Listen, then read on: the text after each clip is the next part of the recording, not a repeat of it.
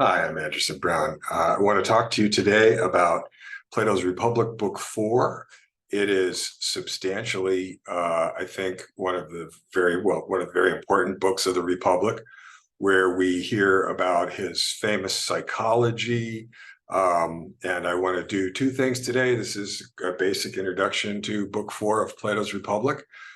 First of all, I'm going to address some things that I find as a longtime teacher of this material are common misconceptions that classes will have or people will have about some of the things that he says in book 4. And then I want to really give you the basic teachings that he offers us in book 4. So I think this will be probably about 25 minutes or so.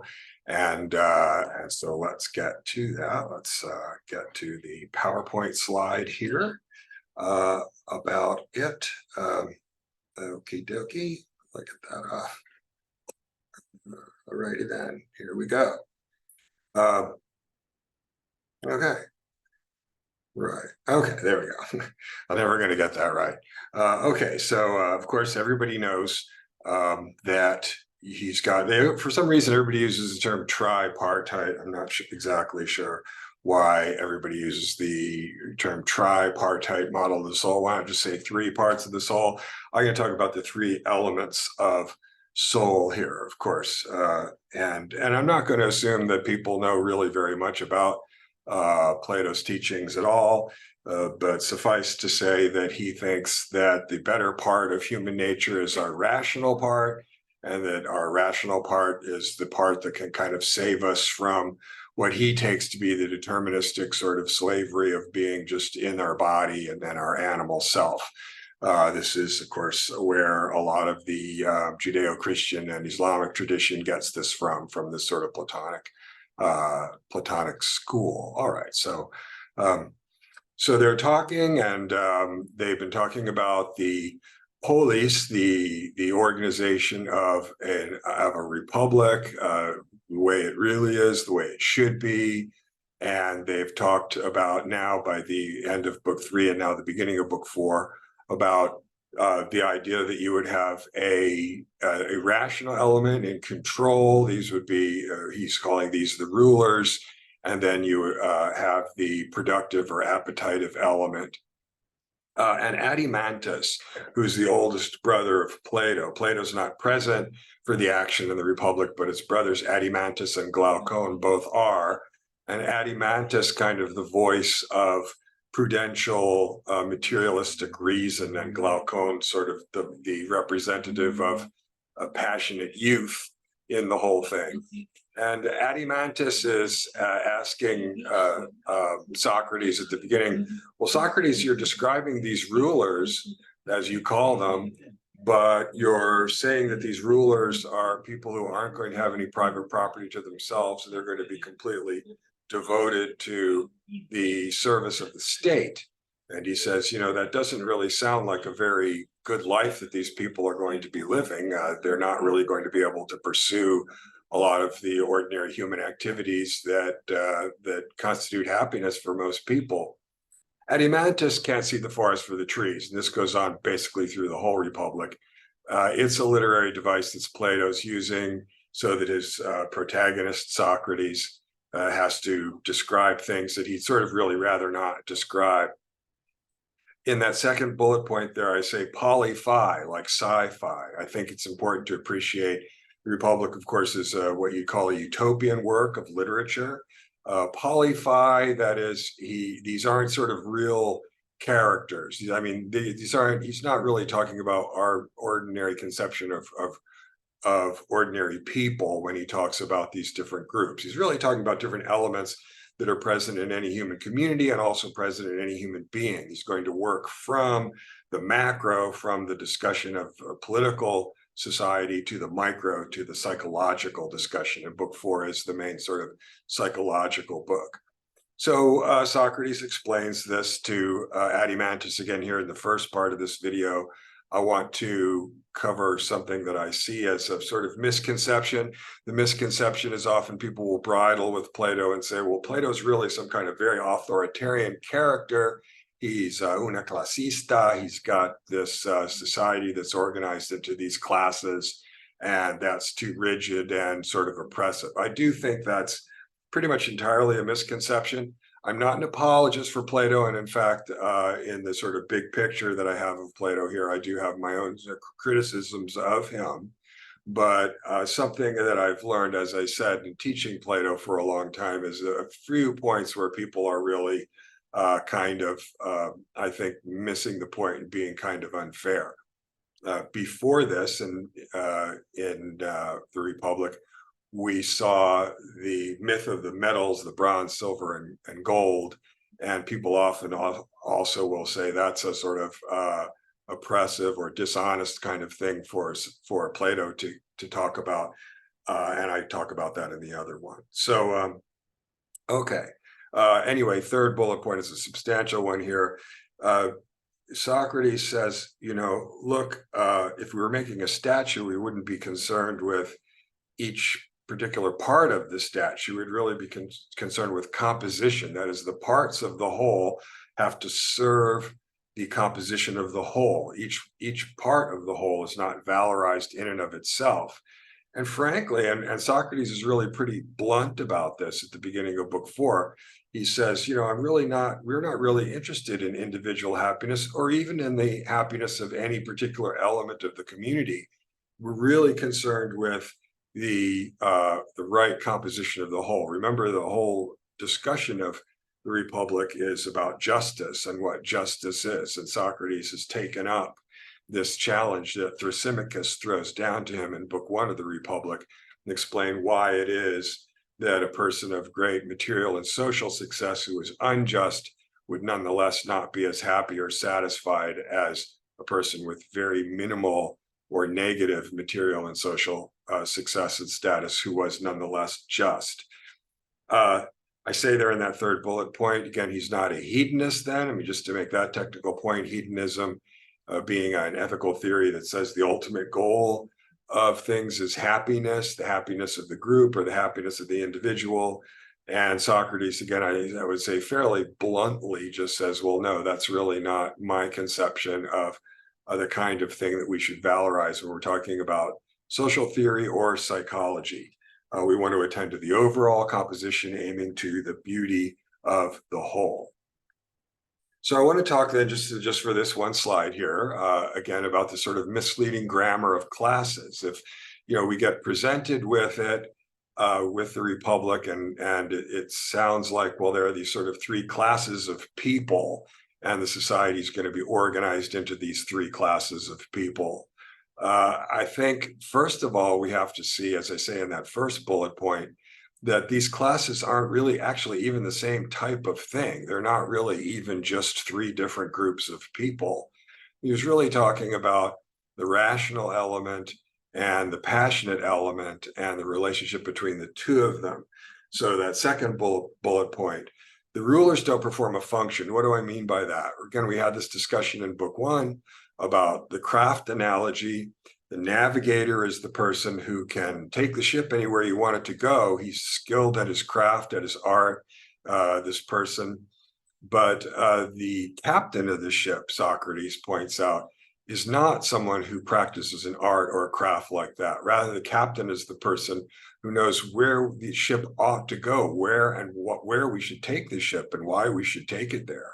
And of course, in the individual, that's also the element in the individual person that's going to determine sort of, well, what are we going to do now that we've gotten ourselves, now that we've maintained ourselves and achieved what we've achieved as people, but now what is it that we're going to do as a person? What is it that you're going to do? So, so again, in that second bullet point, the guardians or the rulers have no material property or interest. They're when I say Plato's a communist, I don't mean to use the word communist either in a supportive or pejorative way. I really just mean it in a descriptive kind of way. He's an organic social theorist. He thinks that a human society, humans are like wolves in packs or ants in anthills. They're the kind of animal that's just found in a social group. So notice, I think this is an important point for students. These ancient Greek social theorists, Plato and Aristotle certainly included, are organic social theorists versus this kind of social contract social theory that characterizes the liberal Enlightenment with its individualism and that idea that the reason that human beings are in social groups is for the benefit of the individual, the rights and responsibilities, social contract theory. That's really absent in these ancient Greek thinkers. Again, Plato thinks that human beings are just naturally found in a group, similar to Confucian thinking that way. And I would call that sort of an organic social theory, literally in the sense that the human community is kind of an organism. Similarly, though, and that's the third bullet point on this slide, the workers or the appetitive element, we often think of them as sort of a population of people going about their sort of working and family lives. But this is poli-sci just as much as the category of people, the rulers, is kind of poli-sci. They're not actually real people. They're the side of people that have to live in the body, look after their material well-being and pursue material satisfactions. They aren't actually a political class any more than this ruling class is a political class, the way we ordinarily think of a political class of people. The thing about the appetitive group of people is they're really just a mob. I mean, they're just the individual units. I say in that second bullet point, the one and the many, this distinction between the one and the many, an axial age distinction from the time of Plato around the middle of the first millennium BCE, is crucial to understanding Plato's teaching. And so the appetitive class represents a people in the world of the many, the world of the individual body, the individual ego. And these people, again, just by definition, then don't have any collective interest or any collective purpose. So among other things, they can't be persuaded by reason. But also the last sentence on that third bullet point, they do have all the material wealth. So it's our instincts when we see, well, there's going to be sort of a ruling class, right? And then a working class, and we think that that's going to be some kind of status. It's going to have to do with material status in the material world. But again, that's not at all the case in the Republic. And in fact, when he talks about the appetitive class, he means by definition just absolutely where all the productive wealth and material well-being is going. So last bullet point, as when reading Hobbes, Hobbes's basic thesis in the Leviathan is that human beings, it's an Enlightenment thesis, that human beings have to be under some kind of sovereign law to enforce their social contracts between them. But Hobbes never says that has to be a king or a political party or a senate or anything in particular. He's just saying that there needs to be some kind of mechanism that is there to adjudicate between individuals when there are tensions between rights and responsibilities. So I use that word sophomoric there, the sophomoric mistake that's common in people's initial reactions, both to Plato and to Hobbes, I find as a teacher, is that they say, well, this is really some kind of totalitarian or authoritarian kind of vision, sophomoric in the sense that the person who has enough understanding to get in trouble, basically, because that's just taking things much too literally. These, again, are general points about something's going to have to be organized in this way. And again, in the Republic, the tension there is between Adimantus, the solicitous older brother of Glaucon, who's talking to Glaucon's tutor, Socrates, and asking him very specific questions about which specific policies and poems and practices he's going to use. Okay, so the misleading grammar of classes, and that's all I've got to say really about that. But just the takeaway there is, we have this language of classes, and I find that causes a lot of people who are in their initial study of Plato to get the misinterpretations as some sort of very authoritarian thing and very classist sort of thing. And I think that the teachings are much more subtle than that. All right, so polis and psyche. Again, the idea is that writ large in the society, we can see some of these points. That's the macro level of description.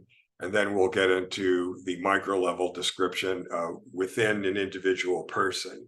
So you've got that quotation there in the first bullet point. Are things called by the same name, whether bigger or smaller than one another, like or unlike with respect to that which the name applies? Like, of course, that's not some sort of out of the blue assertion. Notice he's just talking about the way that we think, that the way that we conceptualize, which is actually a fairly modern way to look at philosophy. And the city and the soul, then, the polis and the psyche, are both the kinds of things that we routinely describe as just or as unjust. And so then, assuming we're using that predicate just or unjust in the same way when we talk about two different things, and then these have the same property. And in fact, he would say, first of all, still in that first bullet point, that these are the two things, the whole political body and the whole body of a person. These are the two things, I say, take intentional predicates. That's a little fancy. Come under belief, desire, psychology, describing them in terms of beliefs, desires, hopes, and fears, and so on. Those are the two sort of semi-autonomous intentional actors. And that is, again, because they are similar to each other. More substantially, the second bullet point on the slide here, the relationship not merely parallel similarity, as I say in Confucius and in Plato, the individual rises with the society and the society rises with the individual, and in fact, they are the same thing. An individual can only happen, and an individual only occurs within the context of a variegated society where individuals are in complex interrelationships with each other.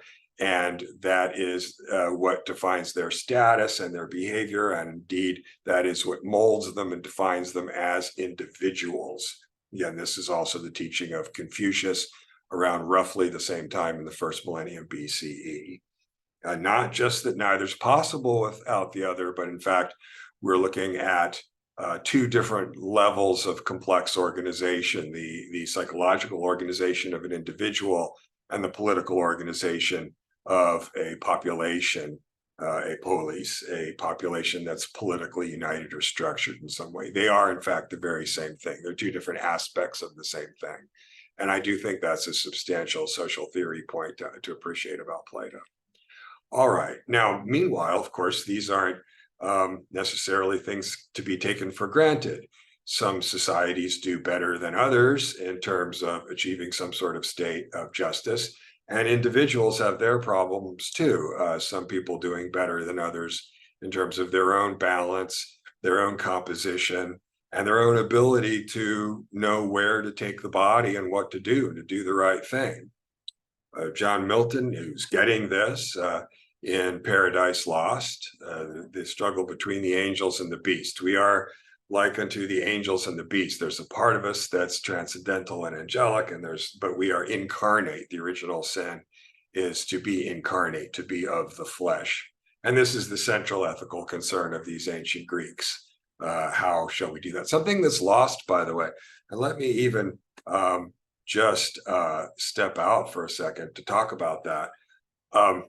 The classical notion of the soul and the idea nowadays that we would associate with, Christian ideas or Islamic ideas about the soul, that the soul is immortal, for example, really in this classical milieu, and even someone like St. Augustine, who is a Neoplatonist, it was that mathematics, right, is indivisible, unchanging, necessarily true, eternal, transcendental, true about all things at all times and places.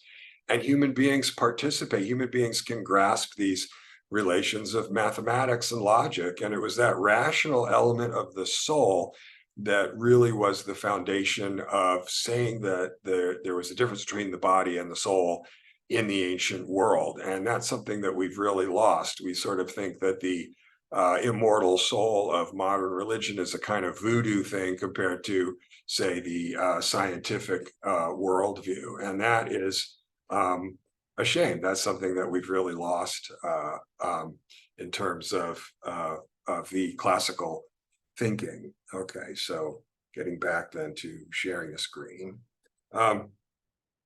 So then second bullet point, he talks at 436 in book 4 about the spinning top. all the physical parts of the top are spinning around, but the top, the toy top does have a sort of axial shape. It's got this axis that it's spinning on. It's not an immaterial thing, it's the form of the thing. But the spinning of the matter, the movement of the matter, and the orientation of the formal axis are working together. That's what makes the top a fun thing.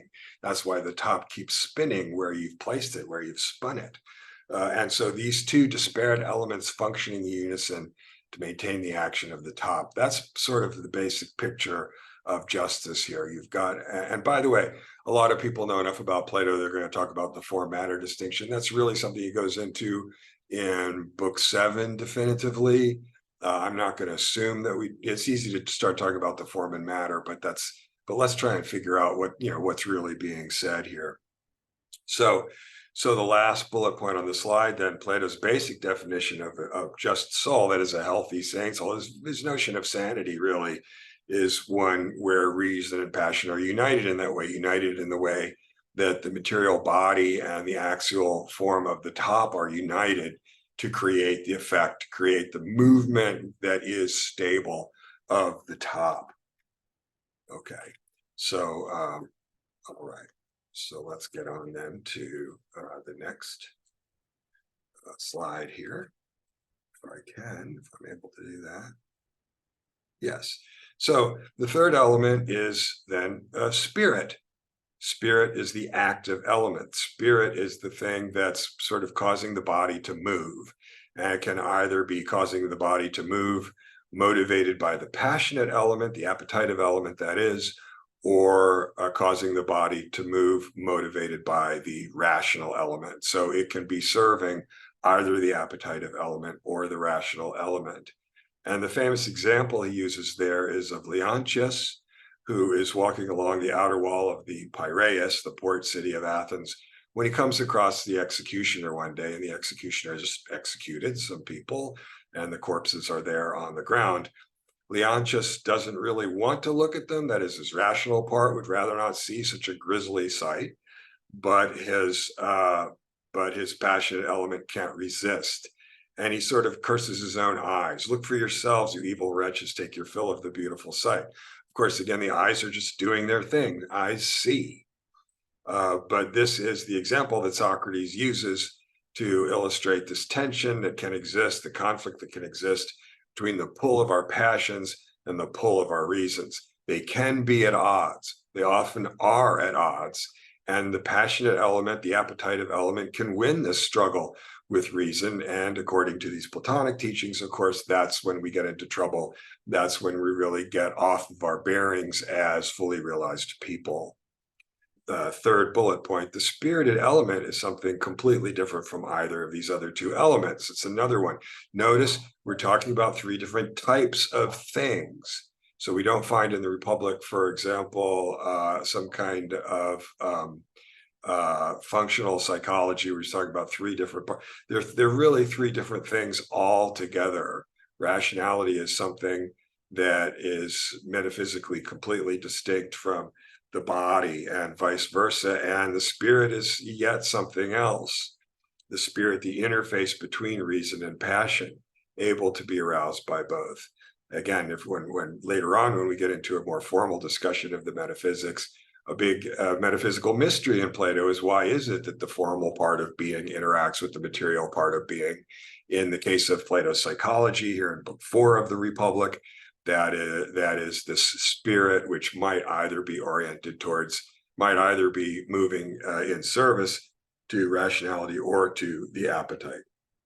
Plato, Aristotle, by the way, I'm sorry, very characteristically is more interested in spirit than either of the other two. So, all right, then, coming in now to the end here, and sort of the really basic teaching, justice in the polis and the psyche.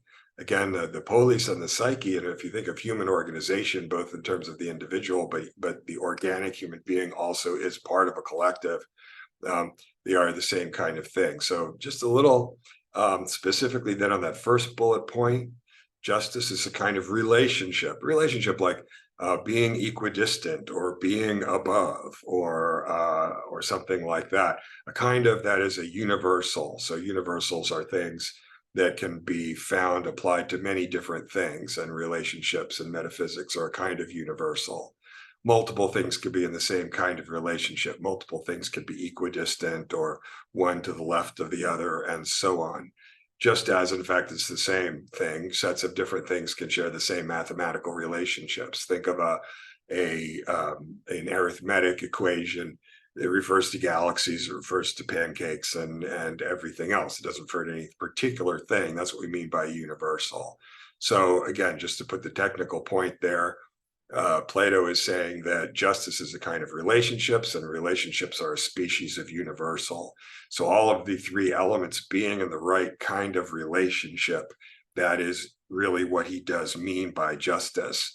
And you can see why it's inevitable then that Socrates is going to win the argument about the just man being happier than the unjust man, because being a just person is exactly the same as just being a fully realized human being.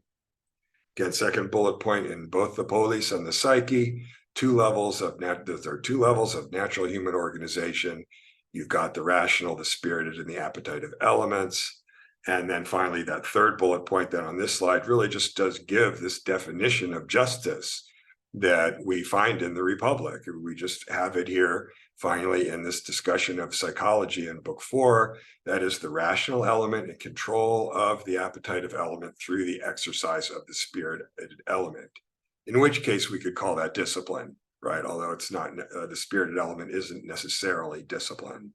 So, and again, that's what he thinks a sane and sober person is.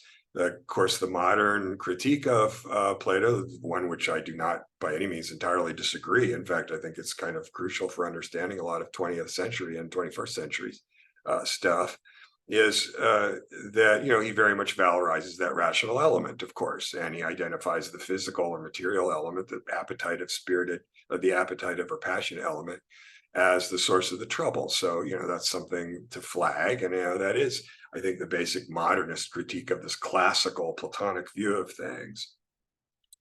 Last bullet point on the slide. Ultimately, the just person then is more of a person than the unjust one. This is something that, we might be a little bit uncomfortable with the way that Plato sees this. Plato believes that there are degrees of reality.